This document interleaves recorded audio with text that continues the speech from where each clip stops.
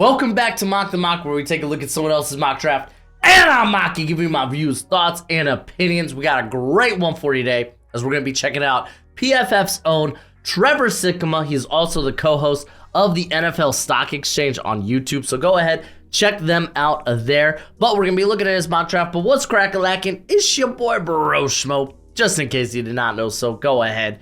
Become bro and subscribe. Leave this video a thumbs up if you enjoy the content as always. Let me know what you think in the comment section below, where we have that nice, beautiful, sensual football discourse. We got pick one, Chicago Bears. They're going Caleb Williams. I could already feel the comment section. And because Chicago is literally torn in half, or maybe they were, about this pick. I know now a lot of them are on the build around Justin Fields bandwagon, and I don't blame them. And I'm gonna shoot it straight with you guys. I think both answers are the right answer. I think if this team wants to go with a quarterback and see what they could get in terms of capital, trade capital for Justin Fields, I think that's okay. If they want to keep Justin Fields and maybe move out of this pick or whatnot, I think that's okay as well. I think really the Bears can almost do no wrong in this situation. They're just in a very good situation. Me partially, I still kind of lean with just going ahead and grabbing a quarterback. Just Fields, he has been really, really good down the last stretch of the season. I don't know if it's been good enough to go ahead, take the swing on one of the top quarterback prospects in this class. Also resetting the rookie contract on quarterback while also getting probably really good draft capital from trading Justin Fields. Listen, there's a lot of alluring options here, and I'm not going to fault anyone for taking a different one, because it's truly a tough decision. Caleb Williams, great prospect, all the tools in the world. The play this season, there were some ups and downs. There was a lot of things that were in his control. There were a lot of things out of his control. We'll talk about that as I get to my prospect rankings, which, hey, hopefully is coming out a little bit later this week, starting with, of course, the quarterback class. Just JJ McCarthy, make up your freaking mind. Let's get to pick two as the Washington Commanders take Drake May. This one's kind of given. New coaching staff, new quarterback. New year, new me, baby. But they get Drake May. For a lot of people, Drake May is either a QB1 or QB2. They're going with another UNC quarterback, but this time in the first round. The Commanders have a lot of picks in this draft. So, I think it'd be kind of cool if Washington gets Caleb Williams. He's from the DC area. But I'm not going to fault them if they're like, you know what, Drake May is not that much further down on our board. So we're just going to sit here and not use all that extra draft capital we currently have to move up, but instead we're going to hold on to that and build this team, because we do have some significant holes in terms of depth. So good option here. I wonder what's going to happen at 3. I believe this is the Patriots. Patriots are going to take Jaden Daniels. So we see 3 quarterbacks right off the board here, man. This is just like the 2021 draft. Golly, where we had Trevor Lawrence, Zach Wilson, and Trey Lance. Golly, what a top 3 there, right? But yeah, no, the New England Patriots, they probably need to take their quarterback. I think the $1 million question is Bill gonna be the head coach there? Is he gonna be coaching next year? If so, where? For me, I'm not gonna believe the devil is gone until he is gone. Remember, the greatest trick the devil ever pulled was making you think he did not exist. And you will not fool me, Bill Belichick.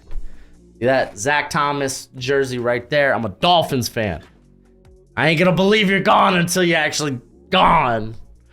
But man, Jaden Daniels, man, what a rise this year. And we got another LSU quarterback making just a massive rise up the draft boards. A little different to Joe Burrow, but grabbing that Heisman, great year for Daniels. Arizona Cardinals, F4 will take Marvin Harrison Jr., kind of a no-brainer there. They are Yeah, they could use more weapons. Hollywood Brown, I believe, is a free agent. Don't know if they necessarily do bring him back. Depends on the price, I suppose. But even if they do bring him back, they need more weapons, especially if you're going to stick with Kyler Murray. Then you really want to get a true, I guess, eval of what type of quarterback is Kyler Murray. Is he someone that is capable of being an elite, a top 5 quarterback, top 5, top 7 quarterback in the league? Or is he maybe this like top 10, top 12 guy that kind of fluctuates in and out? So Marvin Harrison Jr. would be a great way to figure that out. We got the New York Giants. By the way, this one was, this came out, I believe, on Friday. So it's not the updated draft order necessarily. Some people are like, oh, it means nothing. Oh, it's like, guys, the draft order will change. I know that people are going to be like, well, the season's over. Postseason's about to start. Draft order ain't changed it. Nah, there are going to be trades. There's going to be trades. I imagine there will be trades. So remember, mock drafts, at least in my opinion, it's all about looking at the different possibilities where teams may go. Looking at just highlighting the prospects and just some of the good fits. Regardless, Giants, they're taking Malik Neighbors here. I kind of don't like them just going in on the offensive line again. I feel like you just can't keep throwing rookies at the problem. I kind of echo this sentiment that the Giants are very much still believe in Evan Neal and won't necessarily move him to guard. So I just don't think they will take a tackle here. I think it's like quarterback, or if they stay put, probably wide receiver. Malik Neighbors, guys, is not that far off from Marvin Harrison Jr., in my opinion. Malik Neighbors is kind of great. Great athlete, immense explosiveness, and just a guy that can just tear it up on all levels of the field. He can do it vertically. He could do it after the catch. Very, very good prospect. Be a great addition here for the Giants. At pick 6, the Chargers go with Joe Alt. I love me Joe Alt. In this case, he would be going to right tackle. I know some people are like, oh no, making the transition. Listen, if you're taking a tackle in the top 10, ideally they should be able to make that transition. We've seen other tackles do that. Penny Sewell, we've seen it from Tristan Wirfs and such. I believe Jedrick Wills was also another guy that went from right tackle to left tackle, so I'm not too worried about that.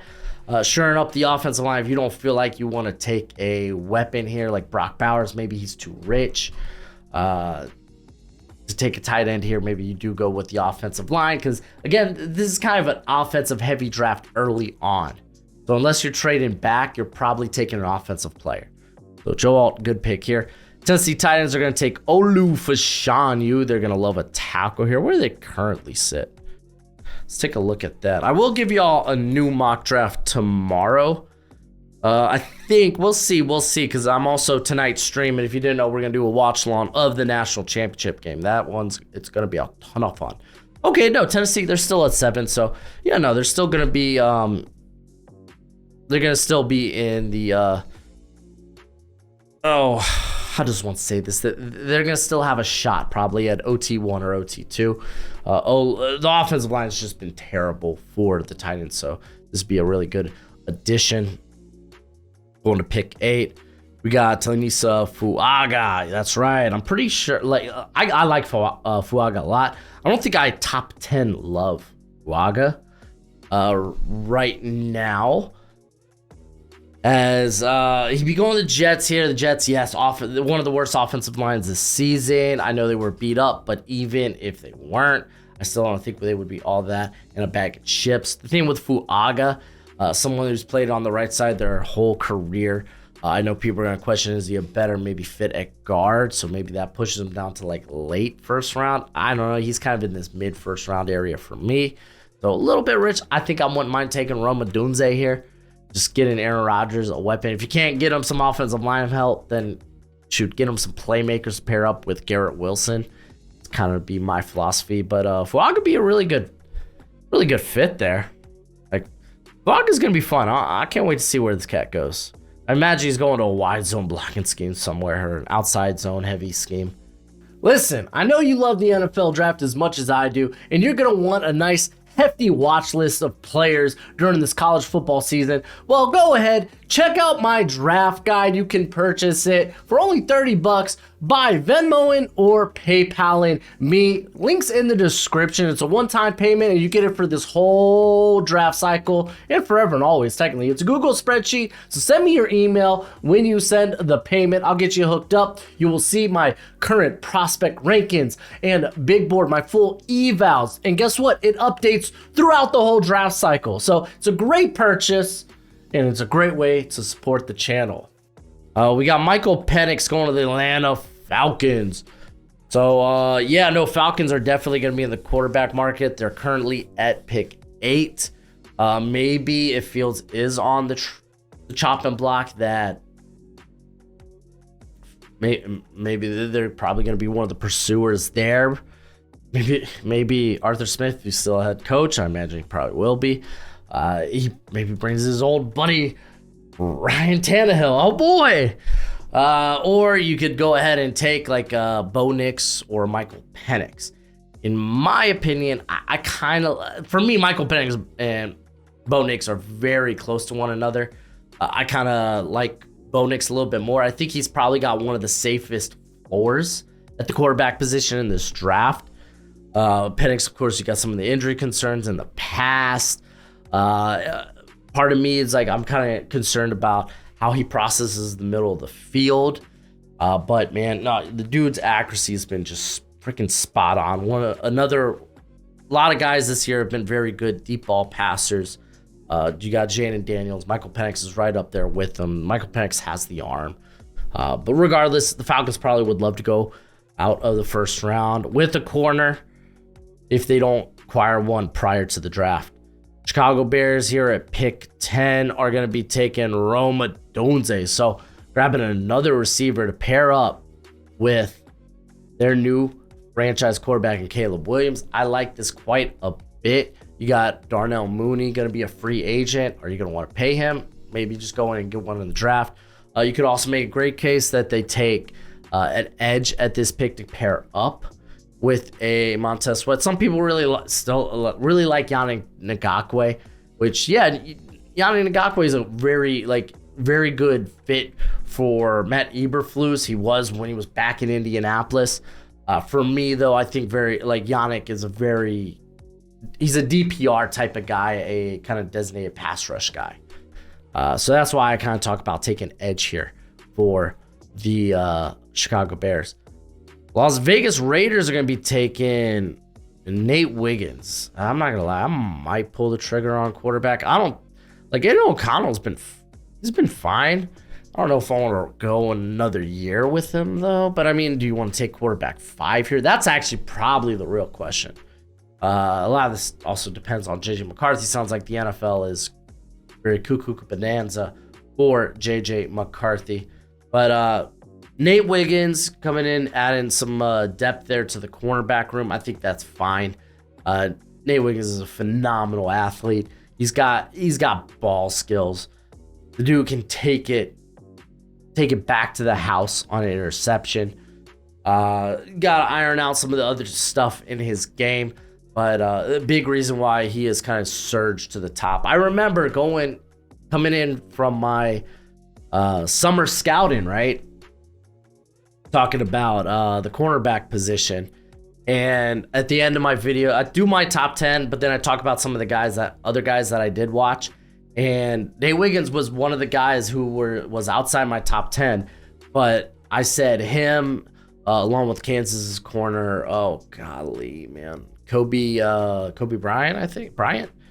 I said those two guys kind of feel like they could be like first rounders by the end of the year. We're just going to have to wait and see. And Wiggins at this point kind of has become that. The Minnesota Vikings do take quarterback. Kirk Cousins, where he goes in the offseason is the $1 million question. But they're going Bo Nix. Listen, I think Bo Nix is one of the best at processing the field, going through his options, keeping the ball clean, not putting the ball in harm's way. A lot of people were like, oh man, he's just a check down machine. Obviously, you probably didn't watch 2022. That's not always been the case for Bo Nix. So is what it is. But Bo Nix is fabulous. I think he's got a really high floor, and it is a plug and play. And you're already giving him wonderful weapons to start out with TJ Hawkinson, Jordan Addison. Oh yeah, not to mention Justin freaking Jefferson. At pick 13, the New Orleans Saints take Jared Verse. So they go edge. One of the tougher tougher teams to like kind of project where they go. Edge seems to be a very popular spot as Cam Jordan is getting up there in age. Don't know what you have in Isaiah Foskey as of yet. Peyton Turner, boo, get him out of here. Just didn't work out. So like, yeah, grabbing Verse would be phenomenal. I think that would be a good value. I also think tackle could be in the mix depending on Ryan Ramczyk and his knee. If you don't know, he's got some sort of deficiency where he does, right now his career is kind of a little foggy. So I think tackle's kind of jumped up if it already wasn't, because Trevor Pennon hasn't really shown much. Granted, had to like redshirt his freshman or his rookie season, and this year was kind of his first as a starter and really didn't go well. But let's move on to the Denver Broncos, who actually move up to 12. Man, golly, and you got Minnesota at 11. Oh, it's going to be spicy. They take, oh my gosh, Troy Franklin. This is mighty high. Is it though? So I'm curious if wide receiver 4 is Troy Franklin for Trevor Sycamore, or maybe is this just perhaps just in terms of what he anticipates them looking for in terms of what skill set at wide receiver. Fabulous route runner in Troy Franklin. I think the ball skills, the contested catch kind of slipped off this year, but we did see it the year prior. So I'm just going to go with maybe a little bit off year. Also, I think he saw many more targets this season, but he's also a dude that can create after the catch. Like, he is definitely in the first round conversation. Don't get me wrong. 14 does feel a little bit high, but that's just for me personally. But yeah, man, if Broncos can't get a quarterback, because they got to have a plan B if Russ is gone after this season. Seattle Seahawks take Jerzon Newton. I do love me Jerzon Newton. Admittedly, there is someone else in this interior class I may have fallen a bit more in love with. But yeah, Seahawks, another team that's kind of tough to project. Or I'm not going to lie, Brock Bowers is on the board. Noah Fant's a free agent. Kobe Parkinson's a free agent. Will Disley is fine. Very good tight end too. I would take a swing on Brock Bowers just because I think he's that special. But regardless, Newton would be a solid addition there to the defensive interior. I feel like they might want to go with a meteor option because it's kind of the big knock on Newton, a little bit undersized, but good pick nonetheless, man. He's got one of the best most pressures in this class. He's got one of the best pressure rates in this class. Very active against the run as well. Cincinnati Bengals, they take Brock Bowers. Kind of feels like a no-brainer since he makes it. At this point, it's just the value pick. You kind of have to make it if you're the Bengals. Just giving Joe Burrow ample amount of weapons. We'll see what happens with T. Higgins in the offseason. I think there's a good chance he's probably just franchise tag, but we'll see. Indianapolis Colts go with Kool-Aid McKinstry. I like this. I kind of like going defensive line or corner. I think those are the two kind of obvious options. Big fan of Kool-Aid. I think he's one of the more technically sound corners in this class. He's going to have great length, a really good athlete, brings return skills, and you're just going to pair him up with Juju Brents, who has really shined when healthy this season. So I like that quite a bit, especially Gus Bradley. The dude doesn't blitz, but hey, the team has been getting pressure this season. So, but if you're only bringing 4, you're not always going to get home all the time. So you're going to want to be able to force maybe some coverage sacks. Jacksonville Jaguars go with J.C. Latham. Left tackle's kind of a question mark a little bit. Or they're going to run it back with Cam Robinson. I mean, quite frankly, you could move just Anton Harrison there and have Latham play right tackle, or you can actually play Latham at guard early if you do plan on bringing in, if you plan on at least continuing. I think Cameron Robinson does have like 1 year left in his deal. Don't quote me on that. Might have to check that yourself.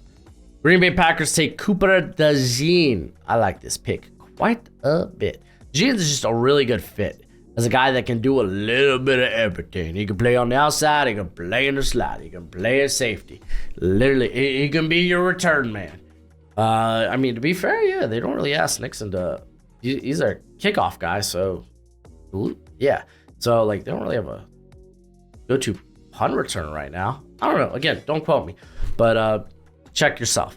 But I think mainly you look at the outside, and like, you got Eric Stokes, just couldn't get healthy this season. You got Jair Alexander, who was struggling with the shoulder this year. Then you had him suspended for a game.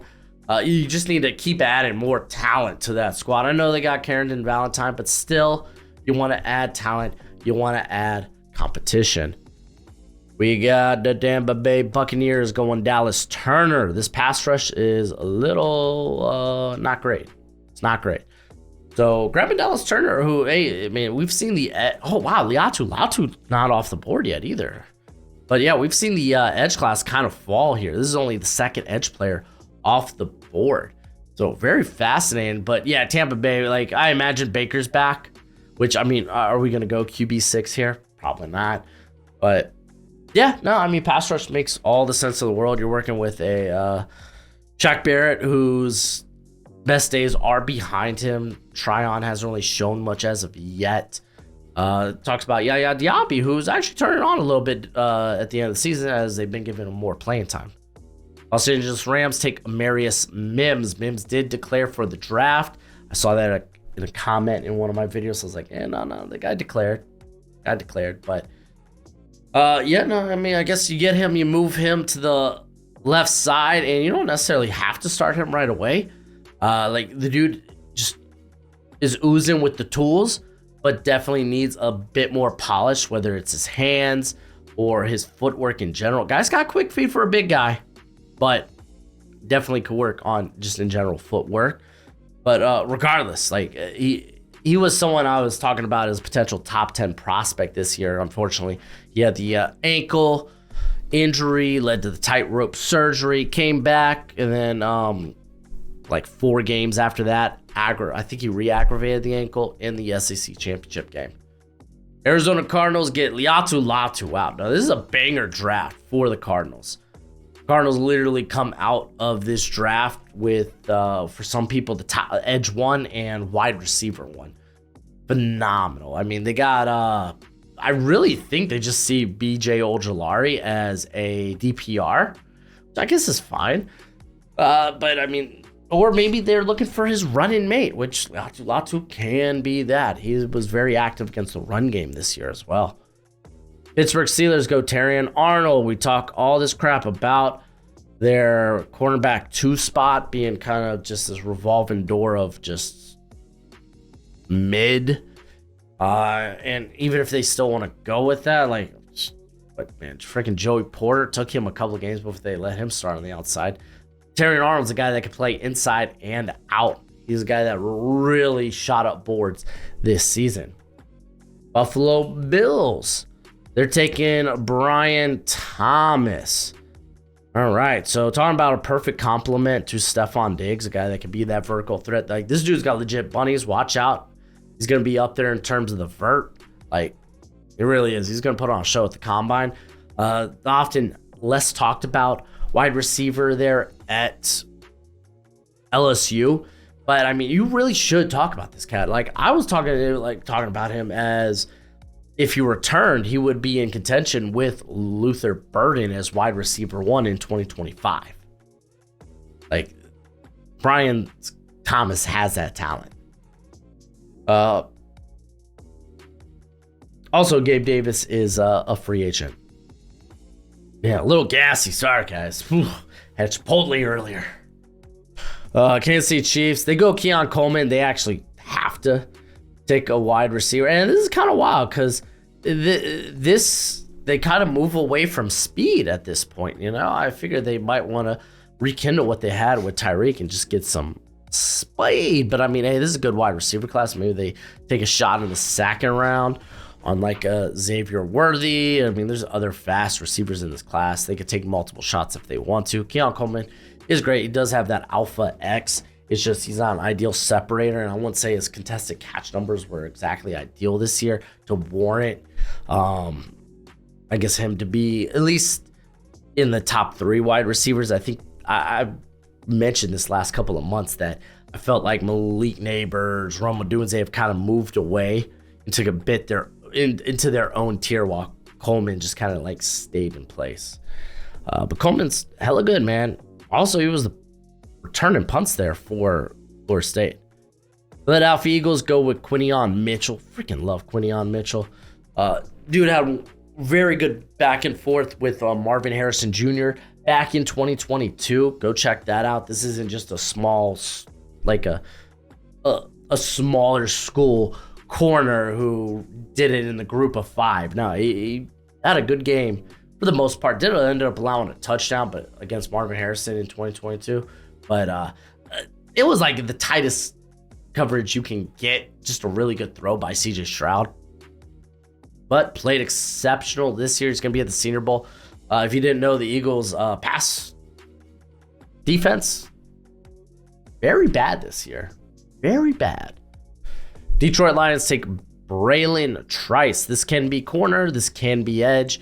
And I'm going to be honest, this could be guard. The Lions have surprised us in drafts before.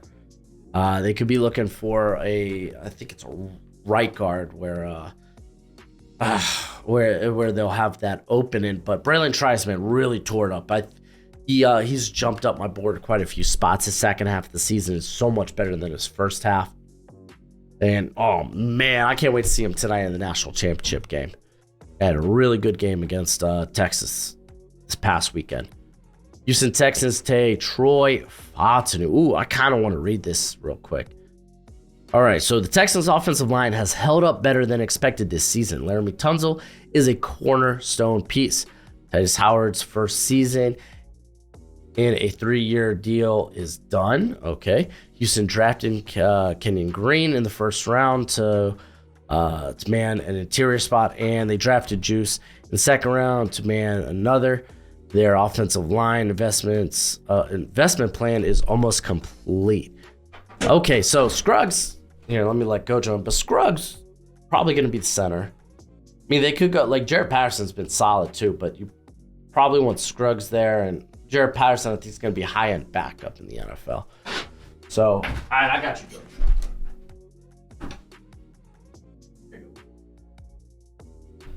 So I guess you're grabbing Fautanu to play guard, but also at the same time, maybe if you prefer Howard at guard, which I get this year, he kind of played there at guard because he had to because of injury.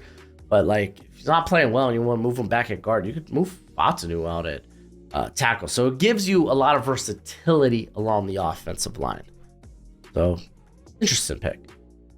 Tyler Guyton going on my Dolphins. So I get this. He's a project tackle, I think, for the most part. Like a guy that has very, very high-end tools in terms of his size, his movement skills, his length.